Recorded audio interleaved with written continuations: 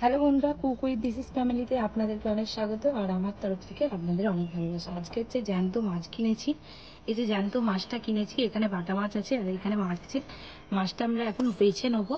আর এই যে মাছের দিয়ে কিভাবে এই গরমে ঝোল খেতে হয় সেটা তোমাদেরকে একটা রেসিপি বন্ধুরা তোমাদের সঙ্গে শেয়ার করবো।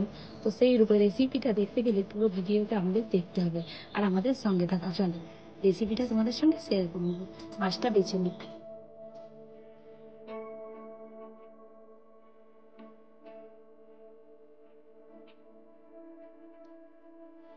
কড়াটা গরম হয়ে গেছে, তেলটাও গরম হয়ে গেছে। আমাদের এখানে লাল লাল করে ভাজা হয়ে গেছে, সুন্দর লাল লাল করে মাঝে মাঝে মানুষ ভেজে নিয়েছি। নরম নরম চারটে ঝোলাই নিয়েছি, একটু বরবটি নিয়ে নিয়েছি আর একটু বেগুন নিয়ে নিয়েছি। এইগুলো আমি এখন কেটে নেবো সুন্দর করে। খোসা ছাড়িয়ে ঝিঙে আর বেগুন আর বরবটি আমি কেটে সবজি জলে কেটে বরবটি, বেগুন, আলু আর ঝিঙে আমি এই দিয়ে এবারে ঝোলের রেসিপিটা। তো কড়াতে আমাদের সবজিগুলো সব তুলে দিলুম তেলে দিয়ে। একটু নেড়ে নেবো ভালো করে ভেজে। ধীরে ধীরে লাল লাল করে ভাজা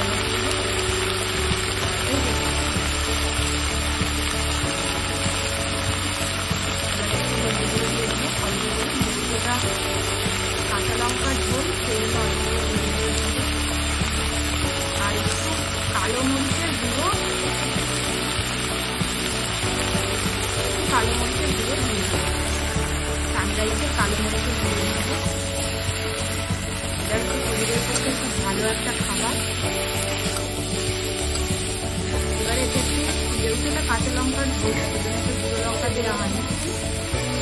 এটা গুঁড়ো লঙ্কা দেওয়া হয়নি, দিয়ে দেবে কাঁচা লঙ্কা, 4-5টা কাঁচা লঙ্কা কেটে দুচালা করে দিয়ে দেওয়া হলো।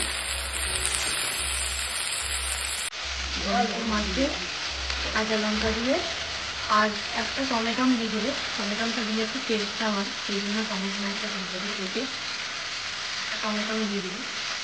আর হ্যাঁ বন্ধুরা, এটা কিন্তু আর একটা জিনিস আছে, সেটা হলো ফুলকি ডাল।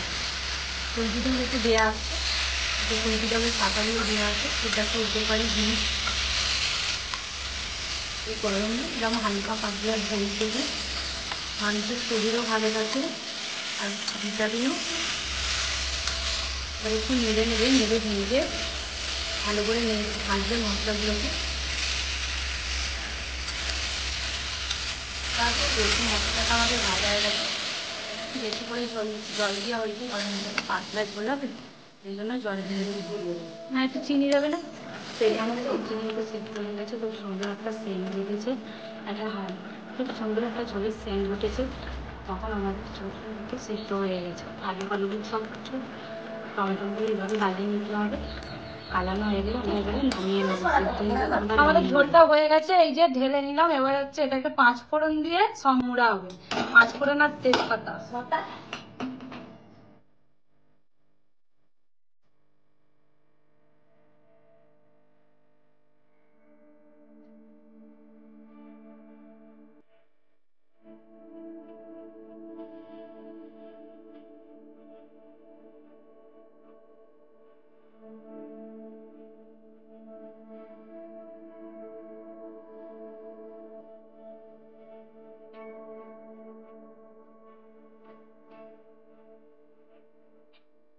আমরা কিন্তু গরম ঝোলটা ঢেলে দেবো।